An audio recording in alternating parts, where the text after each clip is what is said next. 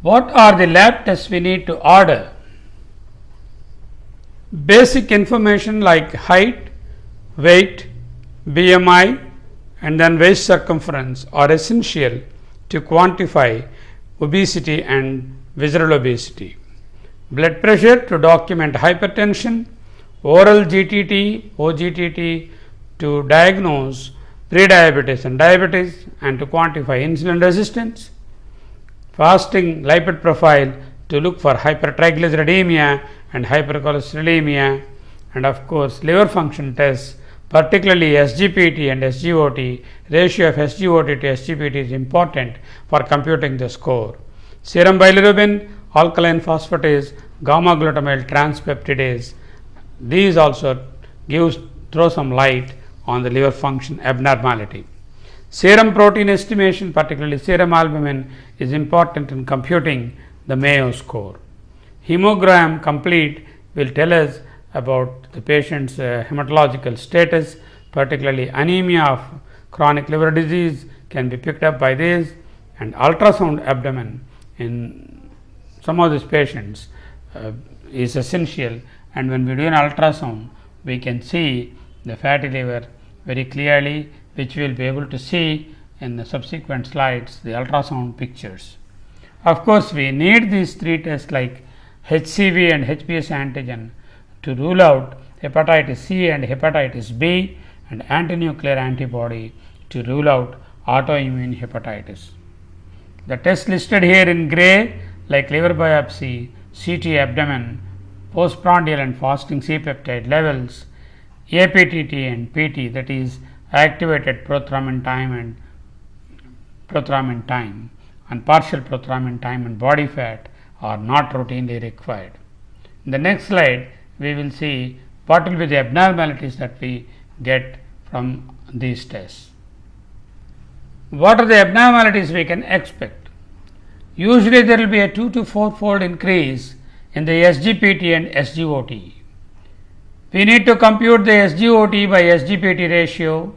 Usually it is less than 1 to start with, SGPT being more and SGOT being less. Alkaline phosphatase is slightly increased in about 1/3 of the patients. Dyslipidemia, particularly increased triglycerides, and then dysglycemia like increase in the fasting blood glucose and postprandial blood glucose. BUN and creatinine are required to just document that there is no renal abnormality. Usually creatinine and BUN are not affected in fatty liver. Normal albumin and prothrombin time will tell us that the liver function has not deteriorated to a greater extent.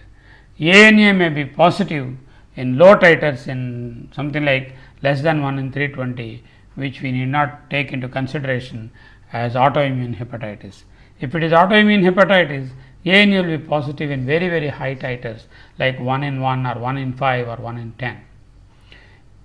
Another important factor is increase in the serum ferritin, increase in the iron saturation are commonly seen with fatty liver.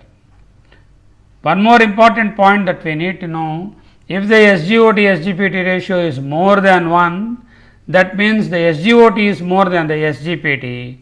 It sounds and rings the bell that cirrhosis has set in. So, the onset of cirrhosis, the liver cell failure starts, the SGPT comes down, but the SGOT will be elevated. So, the ratio will be more than 1. To start with, the ratio is less than 1, but if the cirrhosis develops, it is more than 1.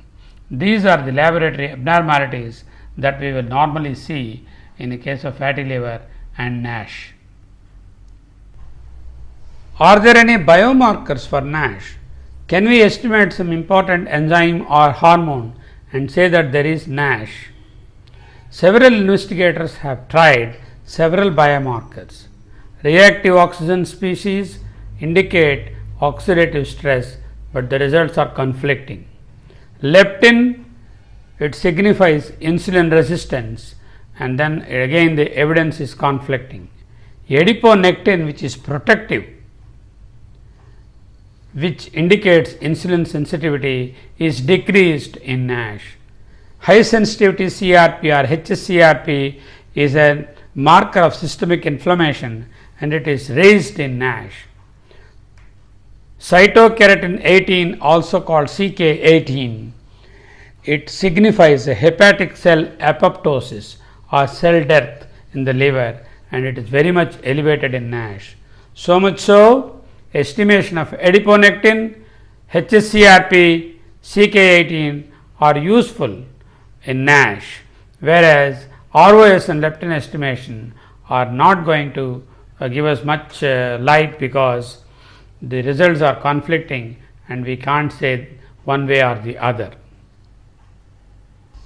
In fact, 16 biomarkers are evaluated so far, out of which I have listed 5 in the previous slide, and out of them adiponectin, hsCRP and CK18 are the ones found useful.